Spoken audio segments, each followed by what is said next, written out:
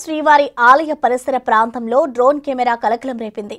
రాజస్థాన్కు చెందిన అంశుమాన్ తరేచా అనే భక్తుడు దాదాపుగా 15 నిమిషాలు డ్రోన్ కెమెరా వినియోగించినట్లు అధికారులకు సమాచారం అందింది. దీనిపై టీటీడీ విజిలెన్స్ అధికారులు స్పందించి భక్తుడిని అదుపులోకి తీసుకున్నారు. అనంతరం అతన్ని పోలీసులు తీసుకెళ్లి విచారిస్తున్నారు.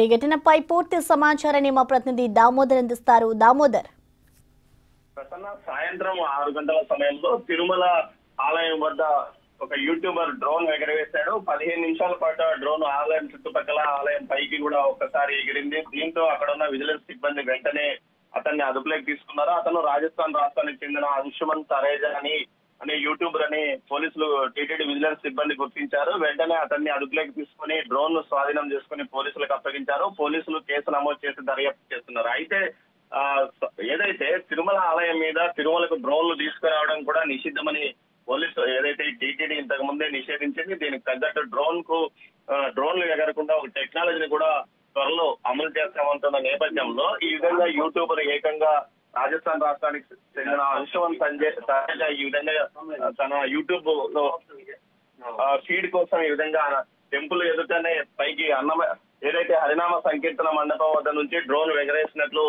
పోలీసులు టీటీడీ విజిలెన్స్ సిబ్బంది గుర్తించారు. అయితే ఈ విధంగా ఎగరవేయడం మొదట్లోనే అతను డ్రోన్ ఎగరవేసినప్పుడు అక్కడున్న సిబ్బంది గాని సీసీ కెమెరాల్లో నిత్యం పర్యవేక్షించే సీసీ కమాండ్ కంట్రోల్ సిబ్బంది గాని గుర్తించినట్లు తెలియడం లేదు. దీంతో ఉన్నతాధికారులు ఈ విషయం మీద సీరియస్ అయ్యి అక్కడ విజిలెన్స్ సిబ్బంది ఎవరు విధుల్లో ఉన్నారో, అదేవిధంగా కమాండ్ కంట్రోల్ రూమ్ లో సిబ్బంది ఎవరు విధుల్లో ఉన్నారు, వీరిద్దరిని గుర్తించి వారిపైన చర్యలు తీసుకోవడానికి సిద్ధమైంది. మొత్తం మీద ఏదైతే చేయకూడదని నిషేధిస్తే ఆ విషయాన్ని ఎక్కువగా వచ్చే భక్తులు కూడా చేస్తున్న పరిస్థితి. తాజాగా నిన్న 2 రోజుల క్రితం మహారాష్ట్రకు చెందిన భక్తులు ఇద్దరు ఈ విధంగా చెప్పులు వేసుకుని ఆలయంలోకి ఏదైతే ముఖమల్ చెప్పులు వేసుకుని లోపలికి రావడానికి ప్రయత్నించారో అదేవిధంగా అప్పట్లో దానికి సంబంధించి టీటీడీకి సంబంధించి 7గురిని, అదేవిధంగా ఏదైతే ఎస్పీఎఫ్ సిబ్బందిని ఒక 6 మందిని మీద వేటు పడింది. తాజాగా ఇప్పుడు ఈ రోజు జరిగిన వైఫల్యానికి సంబంధించి పోలీసులు చాలా ఏదైతే విజిలెన్స్ ఉన్నతాధికారులతో పాటు అటు టీటీడీ ఉన్నతాధికారులు కూడా సీరియస్ అయ్యారు. దీనికి సంబంధించి వెంటనే తనకు ఒక నివేదిక ఇవ్వమని